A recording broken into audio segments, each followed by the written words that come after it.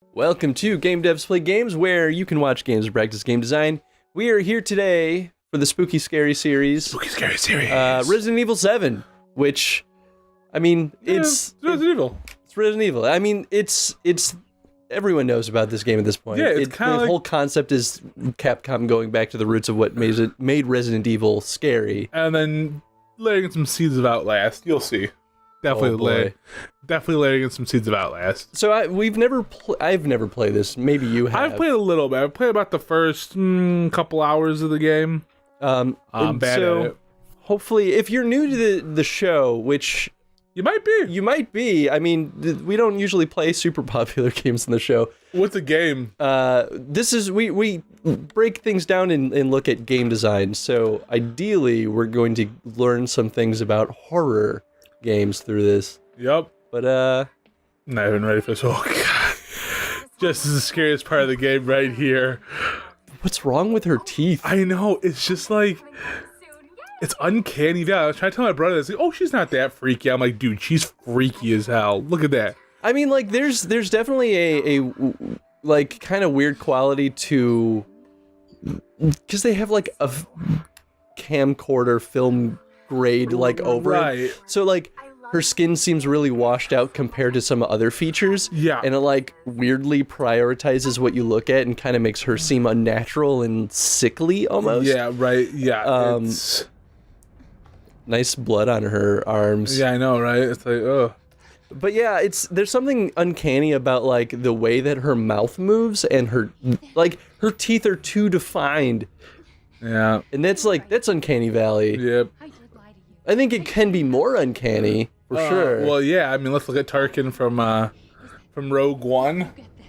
Rogue One? Tarkin, when they brought back Tarkin. Which guy's Tarkin? He's like the main like commander dude of he's like, the Imperial tall, Army. Yeah, lanky dude that's intimidating. Yeah. He didn't invoke the Uncanny Valley as much. Like Leia did. I think in general the CGI in that film was okay. I like the CGI in that movie a lot, but I feel like there was times where Leia just looked. Like when they showed Leia, like what? I think there's maybe one scene where I was like, that was not quite right.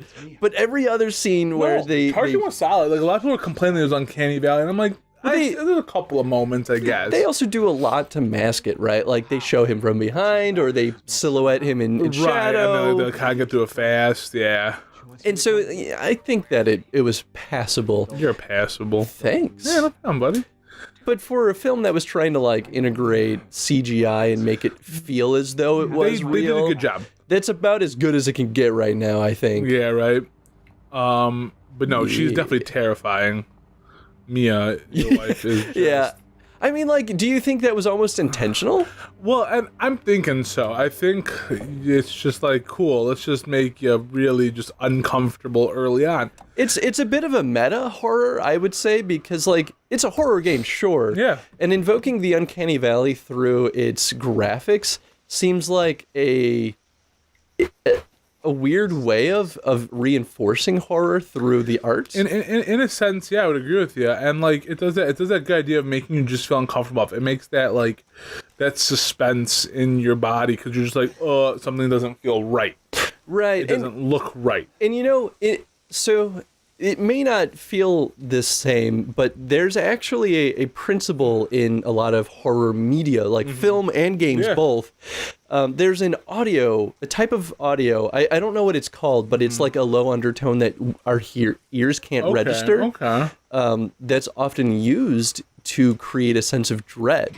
Yeah. And it actually invokes a fear response, loosely a fear response in people that can actually cause you to like lightly hallucinate, which is that's like the kind of noise that generally is around areas that are considered haunted, because you'll see shadows and you'll like think that it's a thing, and it's influenced from that audio, or from that sound, the vibration. So when that was discovered, people started incorporating that into film and in games to create a similar horror response or fear response. And so my point is, I think that can be akin to the Uncanny Valley. Like, absolutely. If I would love to see a game that actually utilizes that. Ooh, is this like a news reporting. Sewer Gators episode 17. Sneak into a Louisiana ghost house. And where do you think we're at? Oh boy. Well, this is not a ghost house. Join us. I did not do that when I did my playthrough. I can't open it. Fine. I don't want to open it. I didn't want to open it anyway. I don't care about episode 17. No, what? Watch episode 17. I mean, hey, that's a pretty... Accept her gift. That's weird. Whose gift? Like, probably the gift Mia's? of... probably just the gift of God, you know? Like, hey, the gift of love and passion and not death. Oh, well, in that case, this sounds great. Yeah. Fucking bees. Get Louisiana mush mouth over here. Oh, man. They do a really good job at kind of making this feel swampy. Like, they do. The bugs. They do. Foliage.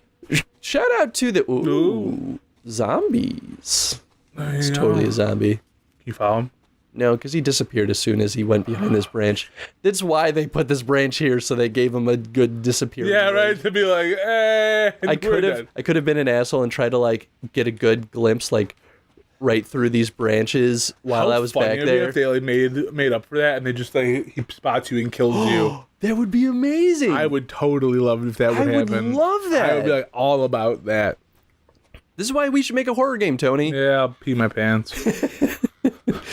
But yeah, shout out to the environment artists because doing foliage like this and this computer we're running the game on is not top quality anymore. Greatest, but it was maybe 4 years ago. Yeah. 6. 5 years ago, I think. Yeah, that's how my computer's getting too. It's like, Is that it's a lot of crows, is what that is. Carcass. Is that like was a deer or a dog? I mean, a little too eaten up to tell. Looks like human legs, though. Oh, well. Oh, I don't know why I like fixated on that when we have this. Yeah, it's like lovely decor. I wonder if they went to Crate and Barrel for this. This feels very Silent Hill right now, by the way, of like, oh, there's some crazy like weird thing that you don't understand. Too bad you gotta crawl through it. Yeah, right. Maybe I'll fall on you. Silent Hill is a game I'd love to play in the show. Not the original one, though, because the PS1, that was when there were no rules, and they changed resolution every single time you jump from the game to a cutscene to the pause screen. So it's just all like... Check out last year's horror playthrough, because we played Jen and I played Silent Hill. Oh, and you'll notice that there's a lot of points in which... like the game looks like it's frozen, or maybe I just introduced a black screen in between because it messed up our capture multiple times. Oh, it was a nightmare. Driver's license. Hey, that's her. Yeah, from Texas. From Texas, good old Texas. Aha! She is here. I have located her. I'm surprised you don't get to like keep the person just walking around, looking all clean and good. But, ooh, yeah. He's probably like, well. We're not going to need any of that stuff because bad shit's about to go down. Dude, like, swing on that swing. I bet you it's not creepy at all. Oh. I can move it. Hey, Trip, go from behind and push it. Physics. Whoa. It does kind of wobble weird. I can go behind it. Yeah, give it a good push. Give it a good push. La, la, la. I guess you... There we go. See, this is another opportunity where they could, had a ghost appear on it. Well, they could have had, some kind of animal up top. Like fell. So actually, let's talk about this. I think there's a very good reason why they don't have any super spooky, scary stuff this early on. Like they kind of threw that one zombie-esque dude. Yeah, but it happens so fast, you're not sure if that's a person or not. Yeah, it informs the player that hey, there are people here, but it's not something overtly spooky, scary. Whereas if they had put a ghost on there, that's a little too obvious. Right. It's not building a sense of dread. Yeah, it almost would take you out. You'd be like, huh, weird. That's actually partly where I start taking issue with games like Outlast. Behind closed doors, I can't see shit. How come we left a little walk through this earlier and just test the video? There we go. Flashlight. There's your butt cam. Butt cam. But yeah, this is the point that we poked around a little bit just to make sure that the game ran well. Hey, you were stuck inside, so hey, how bad could that be? At least we don't have to deal with the Louisiana. Okay. Damn. Who are we playing Leon? No. Okay. No, Ethan is his name. Ethan, that's right. Wasn't there talk about Leon being in this game? So, I haven't gotten very far, but I hear there's definitely some connection. Ooh, yeah, try putting the email from Mia in there. Maybe it'll open the door. That won't cut it. Okay, Sure. this is kind of cool. So they have like an inventory system. Yep, I feel like didn't one of the Resident Evils have like something like that? They all sort of do. This is a new way of doing it, though. I kind of like it. And I think Well, I feel like... most of them auto-used the item if you had the right item. Oh, interesting. So, like, Resident Evil 1, you'd have a key for a door, and it would have, like, God, a Resident shield Evil on 1 used to terrify me. Oh, yeah, dude. Resident Evil 1's the reason why it took me until Resident Evil 4 to check out the series. And then I went back retrospectively to, like, play all of them. Yeah, Except no, for 3. I absolutely. never played 3. I think 3 is with Nemesis, isn't it? Yeah. I really want to play 3 at some point. I think I own it. Over 20 missing in 2 years. Oh, that's foreboding. That's a wig and a rat. Yep. Just gonna Let's close that. Oh, look in the pot. I saw a pot over there. No, like a big old... Ooh, hey, look, spam. You know, I guess this is pretty rude. I just like walk in someone's house and I start like judging them. Let's open the pot, yeah. I mean, it's probably full of gross stuff. Yep, there we go. That's a cockroach. that feels like RE4, all right. Just like walk in someone's house in the very beginning and everything's just full of like dead people. Reminds me of my fridge at home. Yum. This reminds me of Nathan and Rachel's fridge. Ooh! Shots fired! Burn! No, they got burned down your Shout out apartment. to Nathan. Who probably won't watch this series. Yeah, right, so dumb, yeah, because it's all like Resident Evil's dumb. For anyone new, Nathan's also on this show. Yeah. And for anyone who's like new, we have a cool new show that we just released. Oh, like he's dropping the promo bomb. Yeah, game design guide, or as we lovingly call it, GDG. It's our kind of in-depth look at what makes games good. Well, yeah, it's like the more focused game design thing because this show is, like, I call it game design let's plays, which isn't really a thing. But the game design guide is just straight up game design talk. Yeah, so if you're in the shows like, game theorist, it's got a little bit of a... Danger. Oh. Danger, Will Robinson. Danger. So do I, like, remove a... I can't remove the other fuses. Just gotta find a new one. You gotta play the piano. This is probably fine. Yep, that's... I half expected it to actually close on my fingers. This is probably fine. Oh, I can put tapes in there. and you'll find one. Ooh, fancy. Well, is that kind of what she was recording? I guess it's not on a VHS. Oh, look at that. That's a jail cell? A jail cell with a bed in it. Well, that's probably okay. So, how do you think they're utilizing the imagery to kind of like give us a sense of what we should be afraid of, or maybe even just build a sense of narrative? So I think what this is doing, I think it's trying to lay the woodwork that there's something wrong with this place. I mean, that's definitely true. And they did that on purpose. They started off like with a lot of horror movies do nowadays, right? You start off just driving your car, doing something that's normal, mundane, right? And then you make a stop somewhere. That dude looks messed up. Yeah. Kids look cute. Yeah, but She kind of looks messed up too. Yeah, but he looks the worst. Yeah, he looks like he's the kind of guy that would put you in a well and tell you to put lotion on your skin. Yeah, right? Or else you got that hose again. It's a messed up movie. Yeah, it really is. Beautiful movie, though. Like, just seriously well done. Little things like this, I'm like, what if there's someone just up there watching us? Watch us all the time. And we look up there and see them like scamper away and just like, ah.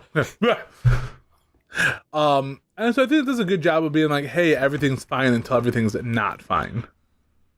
Hey, look how bent that doorknob is. That's a bent knob. That is a bent knob. I thought it was just one of those like long door knobs, you know? Oh, no. Like a door handle, I guess. Bent.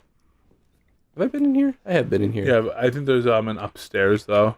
I don't want to go upstairs. Hey, baby, chill. We're gonna die upstairs. Chill, baby. We're almost at time. Okay. Almost at that time. Let me know when we're at time. Just take that socket, man. Whatever. Just like I don't know. It might have been the power fuse for all I knew. So I was like, oh, maybe. Oh, What was that that? was weird. Yeah, I saw Was that that too. just like a loading? Oh, that's a loading problem. That is totally. It's like the cobweb being like, I'm supposed to be in shadow. Where am I? Oh boy. And that's Oh. Yep. Yeah. Do we have unlimited saving? Yeah. Because Which one has limited? RE1 yes. gives you. I mean, even Resident Evil 4, And I then think. you can pick up the tape. Did Resident Evil 4 have limited saves? I don't remember. I think most of them had limited saves for a while. Derelict House something. All right. So I guess it's a good point to stop at for the moment. Okay. This be our spooky, spectacular, special October release. Yeah. Which it is October at this point. Yeah. In both recording and in release. Yeah. We're releasing in a month. Spooky Chris. Spooky Chris and Oh. titular Tony. Terrified Tony. But what does this even do? Well, something bad probably. Or something real good. Or some real good. All right, so question of the day. Question of the day. What are they doing to build suspense in the very beginning of the game? Love it. I think that one's a little bit more straightforward, but since we haven't seen the spooks yet, none of the real spooks anyway, I think that's the best question that we can ask. If you guys enjoyed this episode, please hit that like button. Hit subscribe if you haven't done that yet either. And also comment on the question today. Thoughts on Resident Evil 7, the Resident Evil franchise in general, and what you guys think about what sound is doing as well, because we can't hear too much, but there's definitely some things that they do with sound in this game to build that suspense as well. Oh yeah. As always, guys, we'll see you in the next episode. Bye everyone. See you.